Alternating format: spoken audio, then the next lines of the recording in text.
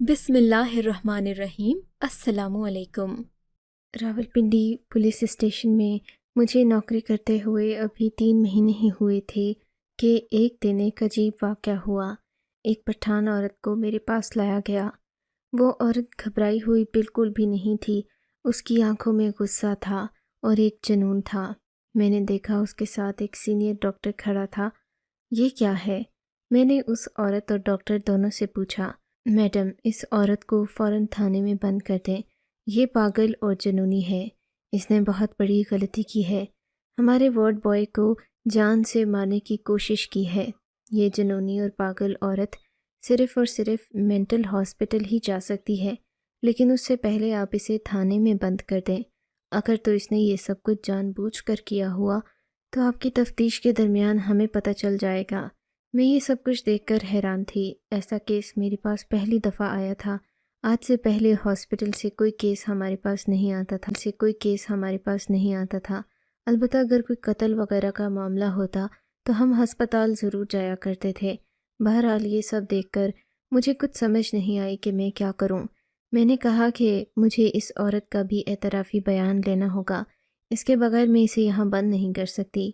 मेरी बात सुनकर उस औरत ने हाँ में सर हिलाया और बोली, कत्ल करने का अगर मुझे मौका मिलता तो मैं इसे भी जान से मार डालती। वो वार्ड बॉय, उसे मैंने कुछ नहीं कहा। थानेदारनी साहिबा, मैं सिर्फ इस खबीस को मारना चाहती थी। ये क्या बात हुई? तुम अपने ही मसीहा को खबीस कह रही हो? वो डॉक्टर बड़े मुहज़्ज़ब और संजीदा लहजे में बोला। मैं भी समझ गई कि ये औरत काफ़ी जुनूनी है। मैंने लेडी कांस्टेबल्स को बुलाया और उन्हें कहा कि इस औरत को फ़िलहाल थोड़ी देर के लिए लॉकअप में रखें, बाद में देखेंगे कि इसका क्या करना है। डॉक्टर ने मेरा शुक्रिया अदा किया, मुझे अपना शनाख्ती कार्ड और वहाँ से चला गया। मैं एफआईआर तो नहीं काट सकती थी। मेरे ख्याल में इस औरत को चंद घंटे बंद रखती तो ये अपने मुंह से ही सब कुछ कह देती। आखिर तो इसका जहनी तवाज़ुन ख़राब है, तो फिर तो ये 24 घंटे में भी कुछ नहीं कहेगी, बल्कि वही बातें दोहराएगी जो कि इसने इससे पहले की हैं।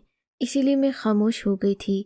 मैं उस औरत से कुछ मज़ीद पूछना नहीं चाहती थी। अगर वो गैरतमंद हुई, इज़्ज़तदार घराने की हुई तो थाने से निकलने की कोशिश खुद ही करेगी। मैं अपने काम में मसरूफ़ हो गई। मैंने लेडी कांस्टेबल से कह दिया था कि वो औरत जैसे ही कोई एतराफ़ करे या फिर अपनी सच्चाई बताने की कोशिश करे, उसे मेरे पास लाज़मी ले आना। लेकिन 2-3 घंटे गुजर गए, उस औरत की तरफ से कोई ख़बर नहीं आई। अब मैं भी यही समझी कि शायद वो कोई पागल और जुनूनी औरत है जिसने किसी भी तरह से अपने बारे में कुछ नहीं बताना, चाहे कि हम उसे जेल में बंद करके रखें।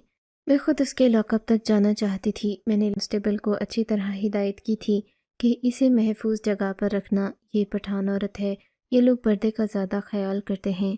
इसके साथ किसी किस्म की नाज़ेबा गुफ्तगू करने वाली औरत को न रखा जाए।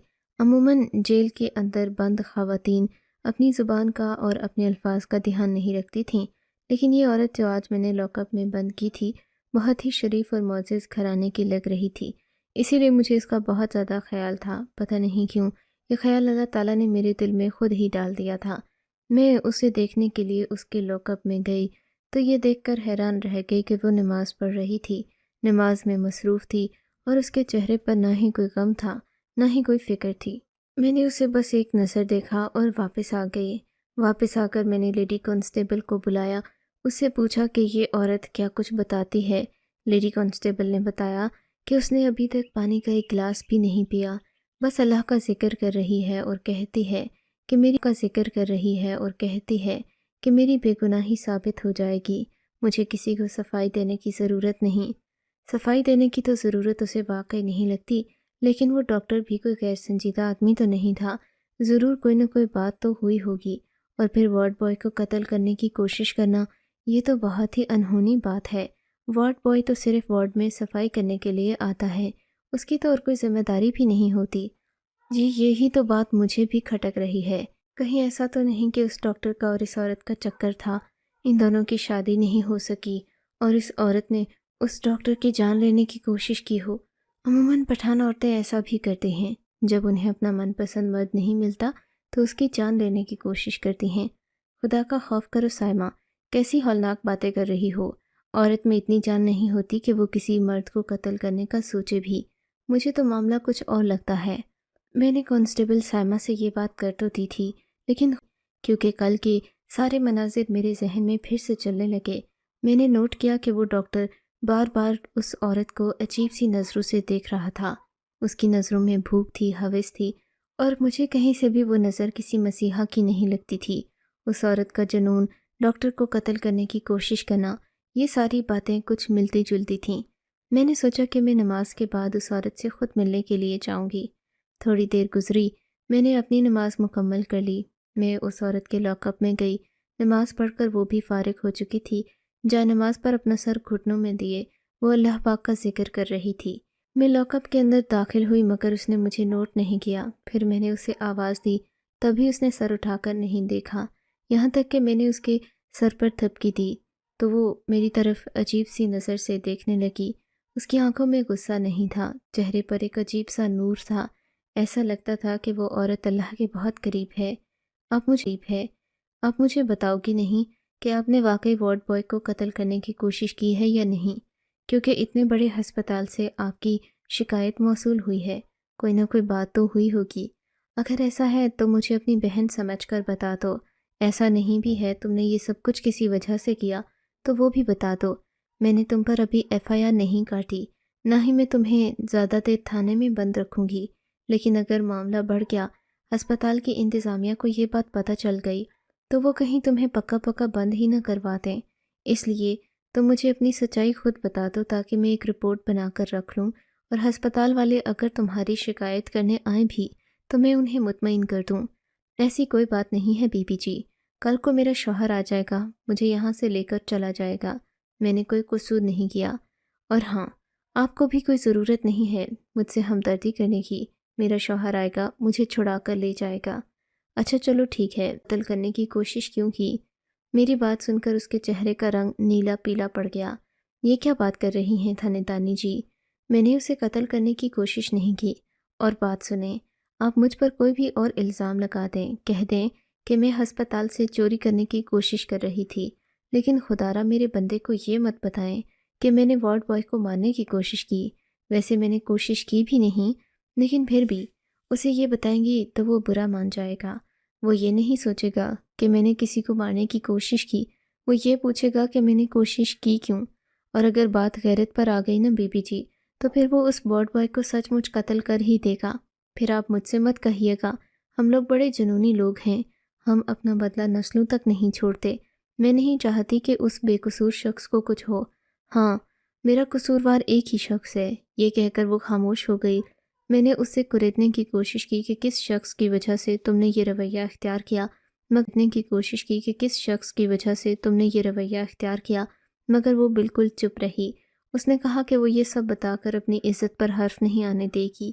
میں اس کی اس فطرت سے کافی متاثر بھی ہوئی تھی، ورنہ عموماً عورتیں اپنے ساتھ ہونے والے ظلم کے خلاف نہ صرف آواز بلند کرتی ہیں بلکہ لوگوں کو بھی اس کے بارے میں بتاتے ہیں، لیکن یہاں پر ایسا معلوم ہوتا تھا کہ اس عورت نے اپنے ساتھ ظلم کرنے والے شخص کو خود ہی ٹھکانے لگا دیا، یا کم از کم ٹھکانے لگانے کی کوشش کی۔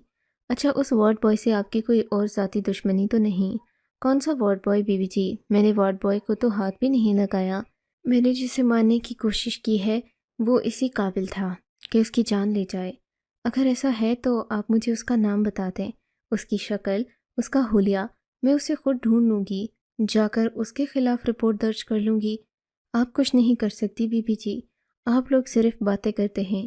ہسپتال میں کیا ہوتا ہے یہ تو وہاں رہنے والے مریضوں کو پتہ ہے، اور وہ عورتیں بیچاری جو بہت دور دور سے آتی ہیں، جنہیں کبھی کسی مرد نے نظر اٹھا کر بھی نہیں دیکھا ہوتا، یہاں ان کے ساتھ کیا ہوتا ہے وہ صرف میں جانتی ہوں۔ اللہ معاف کرے، اللہ کسی دشمن کو بھی ایسے سرکاری ہسپتال میں نہ لے کر آئے۔ اس نے دوبارہ سے منہ چھپا کر رونا شروع کر دیا تھا۔ اب وہ نرم پڑ رہی تھی۔ میں اس کی بات چیت سمجھنا چاہتی تھی، اس کا مسئلہ جاننا چاہتی تھی، لیکن وہ قطعاً بتانے کو تیار نہیں تھی۔ میں اتنی کمزور نہیں ہوں کہ میں آپ کو اپنا مسئلہ بتاؤں۔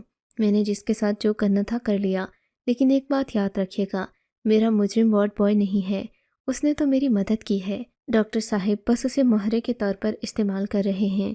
میں اس کی باتیں سمجھی نہیں تھی، لیکن اب میں اسے زیادہ دیر لاک اپ میں نہیں رکھ سکتی تھی۔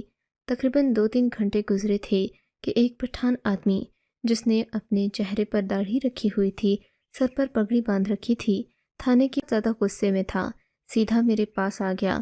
وہ غصے میں غراتا ہوا مجھ سے بولا، آپ کی ہمت کیسے ہوئی میری بیوی کو تھانے میں بند کرنے کی؟ خان صاحب، آپ آرام سے بیٹھیے، میں نے آپ کی بیوی کو بالکل بھی تھانے میں بند نہیں کیا، ان کی حفاظت کے لیے ایسا کیا ہے۔ کیوں؟ میری بیوی کو کیا ہوا ہے؟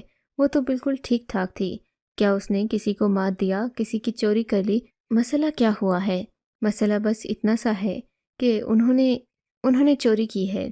میں نے اس عورت کی بات یاد کرتے ہوئے بات کو گھما پھرا دیا تھا۔ کسی بھی طریقے سے میں اس کی بیوی کی اصل کارروائی سامنے لانا نہیں چاہتی تھی، کیونکہ اس عورت نے مجھے منع کر رکھا تھا کہ اس کے شوہر کے سامنے کسی مرد کا نام مت لوں۔ چوری؟ کس چیز کی چوری؟ میرے گھر میں کسی چیز کی کمی نہیں۔ وہ آدمی بڑے غصے میں لگ رہا تھا۔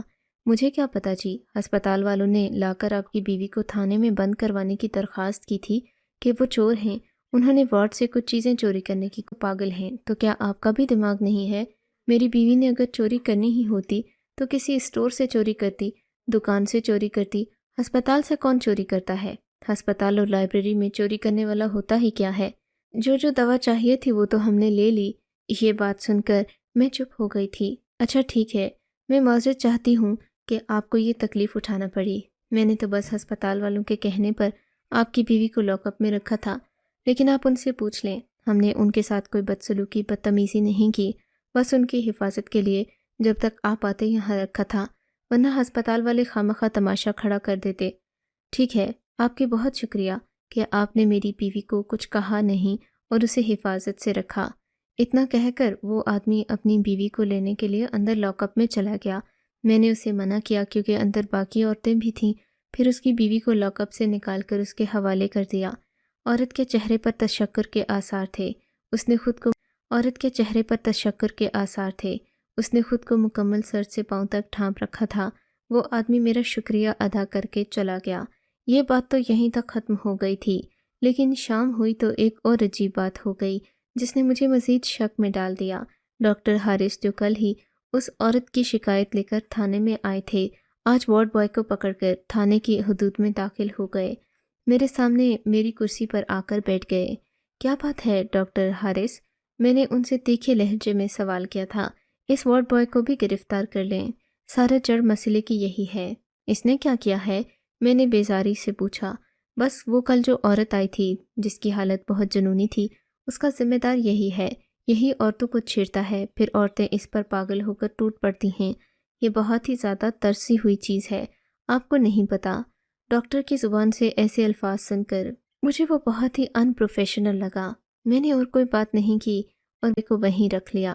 میں حیران تھی کہ ایک ہسپتال کا آدمی کیسے اپنے ہی لوگوں کو لا کر یہاں گرفتار کروا سکتا ہے۔ میں نے وارڈ بوائے کو جان بوجھ کر لاک اپ میں رکھا تھا۔ میں اس سے دراصل کچھ باتیں کرنا چاہتی تھی۔ پولیس والوں کے ساتھ لوگ اپنا تعلق رکھ کر یہی سمجھتے ہیں کہ ہم ہر صحیح غلط کام کے مالک بن گئے ہیں، ہم جو چاہیں گے کریں گے، اور اگر کسی کے ساتھ ہماری دشمنی ہوگی تو ہم وہ دشمنی بھی پولیس اسٹیشن میں نکال لیں گے۔ ڈاکٹر حارث کا مسئلہ بھی یہی تھا۔ ہمارے سینئر ایس ایچ او صاحب ان کے دوست تھے، وہ اسی بات کا فائدہ اٹھاتے، اور معمولی سے معمولی بات بھی ہوتی تو ایس ایچ او صاحب کو فون کر دیتے۔ ایس ایچ او صاحب فوراً مجھ سے کہتے کہ ڈاکٹر حارث جو بھی کہہ رہا ہے اس کی بات سنی جائے، وہ کوئی غیر ذمہ دار شخص نہیں ہے، تم اس کی ہر بات مانا کرو۔ میں ایس ایچ او صاحب کی بات کا انکار بھی نہیں کر سکتی تھی، وہ جیسا کہتے میں ویسا ہی کرتی تھی، کیونکہ میرے پاس اور کوئی چارہ نہیں تھا۔ میں اپنی نوکری کو خطرے میں ڈالنا نہیں چاہتی تھی، لیکن آج وارڈ بوائے کو دیکھ کر لگ رہا تھا کہ وہ مجھے بہت ساری باتیں بتانے والا ہے۔ پھر میں نے دیکھا وہ بھی کچھ بے چین لگ رہا تھا، بار بار پہلو بدلتا۔ بالآخر میں خود اس کے لاک اپ میں چلی گئی۔ باقی آدمی لوگوں کے ساتھ میں نے کبھی بات نہیں کی تھی، لیکن وہ ایک معصوم بندہ لگ رہا تھا۔ میں نے دیکھا اس کے چہرے پر ایک عجیب سی ہمدردی تھی۔ آپ نے ہی کیا اس عورت کو ختم کرنے کی کوشش کی یا اسے چھیڑا؟ میں نے سوال کیا تو اس نے اپنے ہاتھ میرے آگے جوڑ دیے۔ خدا کے لیے مجھ پر ایسا الزام مت لگائیے۔ وارڈ میں آنے والی سبھی عورتوں کو میں اپنی بہنوں اور ماؤں کی نظر سے دیکھتا ہوں، میں نے کبھی کسی کی طرف غلط نگاہ سے نہیں دیکھا۔ ہاں البتہ کیا؟ میں نے اس سے دلچسپی سے پوچھا تو اس نے مجھے جو حقیقت بتائی وہ بڑی ہی ناقابل یقین تھی۔ آپ اگر آپ اگر حقیقت سے خود پردہ اٹھانا چاہتی ہیں تو بے شک خود کسی دن ہسپتال میں چلی جائیں، آپ کو ساری حقیقت معلوم ہو جائے گی۔ وارڈ بوائے نے مجھے ساری کہانی سنانے کے بعد یہی کہا کہ اگر میں مزید سچ جاننا چاہتی ہوں تو میں خود وہاں پر چلی جاؤں۔ میں لیبر روم میں تو نہیں جا سکتی تھی، ایسا کوئی بہانہ میرے پاس تھا نہیں، لیکن وارڈ بوائے نے مجھے کافی حد تک سچائی بتا دی تھی، جسے سن کر میرے کانوں سے تو دھواں نکلنے لگا تھا۔ میں نے سوچ لیا کہ میں اب ہسپتال ضرور جاؤں گی، اپنے طریقے سے تفتیش بھی کروں گی اور ثبوت بھی اکٹھے کروں گی۔ وارڈ بوائے کو میں زیادہ دیر تک لاک اپ میں رکھ نہیں سکتی تھی۔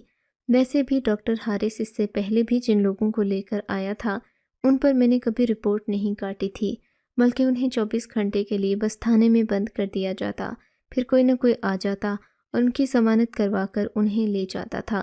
لیکن اب کی بار میں نے اس سے کہا کہ تم بھلے لاک اپ میں نہ رہو لیکن باہر جا کر بھی مجھ سے رابطہ ضرور رکھنا، میں تم سے بہت ساری باتیں مزید پوچھنا چاہتی ہوں۔ اس نے مجھے کافی ساری معلومات تو دے بھی رکھی تھیں، لیکن اب مزید سچ تک پہنچنا میرا کام تھا۔ میں نے ایس ایچ او صاحب کو بھی فون کیا، وہ ایک باز امیر آدمی تھے۔ میں نے ان سے اجازت لی کہ اگر میں ڈاکٹر حارث کی حقیقت کھولنا چاہوں، آپ تک سارے ثبوت لا کر رکھ دوں، تو کیا آپ پھر بھی اس کی دوستی کے بھرم میں لوگوں کو غلط سزائیں دیں گے؟ ایس ایچ او صاحب بھی سوچ میں پڑ گئے۔ نہیں، میں ایسا تو کبھی بھی نہیں کروں گا۔ بھلے وہ میرا دوست ہے، بچپن کا دوست ہے، لیکن میں حق اور سچ کا ساتھ دیتا ہوں۔ مجھے اصل میں حارث پر بہت پرانا یقین ہے۔ میں یہی سوچتا ہوں کہ حارث کوئی غلط بات کر ہی نہیں سکتا، اسی لیے میں اس کی بات پر آنکھیں بند کر کے یقین کرتا ہوں اور تمہیں بھی کہتا ہوں کہ جو وہ کہتا ہے وہ کر دیا کرو۔ ٹھیک ہے ایس ایچ او صاحب، میں پرسوں آپ کے پاس حاضر ہوں گی سارے ثبوتوں کے ساتھ۔ یہ کہہ کر میں نے فون رکھ دیا۔ اب میں یہی سوچنے لگی کہ آخر مجھے کیا کرنا ہوگا جس سے میں ڈاکٹر حارث کی حقیقت ایس ایچ او صاحب کے سامنے رکھ سکوں۔ بالآخر مجھے وارڈ بوائے نے یہی کہا کہ اگر میں کسی حاملہ عورت کا روپ لے کر لیبر روم تک پہنچ جاؤں تو ہو سکتا ہے کہ ڈاکٹر حارث کی حقیقت سے پردہ اٹھا سکوں۔ وارڈ بوائے نے مجھ سے وعدہ کیا کہ وہاں اندر داخل ہونے تک وہ میری بھرپور مدد کرے گا۔ وہ کسی کو بھی میرے بارے میں نہیں بتائے گا کہ میں ڈاکٹر حارث کی تفتیش کی غرض سے یہاں آئی ہوں، بلکہ وہ سب کو مجھے ایک عام مریضہ کے طور پر متعارف کروائے گا۔ وارڈ بوائے کی مدد سے میں ڈاکٹر حارث تک بھی پہنچ سکتی تھی، چنانچہ میں نے ایسا ہی کیا۔ میں نے اپنی وردی کے اوپر عام کپڑے پہن لیے، کچھ اس طریقے سے کہ اب میں بہت زیادہ وزنی اور فربا معلوم ہو رہی تھی۔ میں نے وارڈ بوائے کو کہہ دیا کہ میں بڑی سی چادر اوڑھ کر آؤں گی، کالی چادر ہوگی، میں اپنا نام سکینہ بتاؤں گی۔ تم جو بھی بات ہوگی وہ مجھ سے اشاروں میں پوچھ لینا اور زیادہ سوال جواب مت کرنا۔ اس نے ایسا ہی کیا۔ شاید ایک دو نرس کو بھی اپنے ساتھ ملا لیا تھا۔ وہ لوگ بھی ڈاکٹر حارث کی حرکتوں سے تنگ تھے۔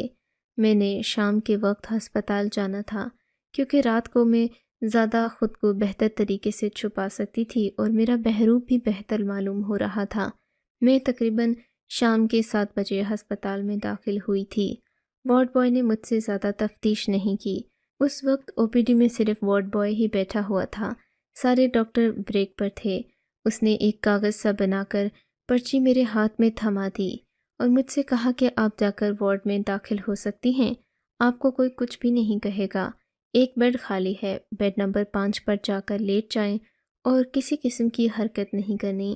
ڈاکٹر حارث تھوڑی ہی دیر کے بعد راؤنڈ پر آئے گا، آپ اس کی حقیقت خود اپنی آنکھوں سے دیکھ لیجئے گا۔ میں مطمئن ہو کر اندر چلی گئی۔ وارڈ میں صرف ایک نرس تھی جو مجھے سمجھتی اور جانتی تھی۔ اس نے مجھے بیڈ نمبر 5 دکھا دیا۔ میں بیڈ نمبر 5 پر لیٹ گئی اور اپنی چادر سے باہر کا منظر دیکھنے لگی۔ آدھے گھنٹے کے بعد ڈاکٹر حارث راؤنڈ پر آیا۔ ڈاکٹر حارث کے تیور ایسے تھے جیسے کوئی قصائی بکریوں کو دیکھنے کے لیے آتا ہے۔ ڈاکٹر حارث کے انداز بچکانہ تھے۔ اس نے آتے ہی ایک مریضہ کو چیک کرنا شروع کیا، لیکن اس کا انداز انتہائی غیر مناسب تھا۔ وہ جو کچھ بھی کر رہا تھا غیر مناسب تھا۔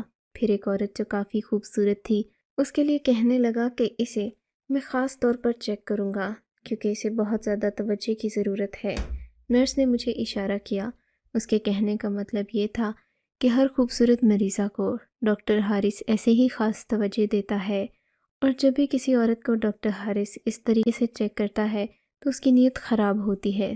اب میں سمجھ گئی تھی کہ وہ عورت جسے ڈاکٹر حارث نے آ کر تھانے میں بند کروانے کی کوشش کی تھی، وہ بھی ایسے ہی معاملے میں ڈاکٹر حارث پر حملہ آور ہوئی تھی، کیونکہ وہ ایک غیرت مند عورت تھی۔ کسی بھی طریقے سے وہ کسی کو بھی ناجائز فائدہ اٹھانے دینا نہیں چاہتی تھی۔